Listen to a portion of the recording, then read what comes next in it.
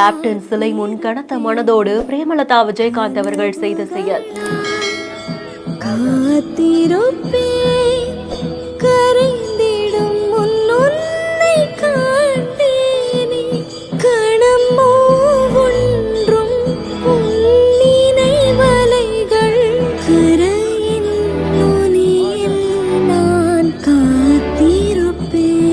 தொண்டர்கள் பொதுமக்கள் படை சூழ்ந்த கேப்டன் ஆலய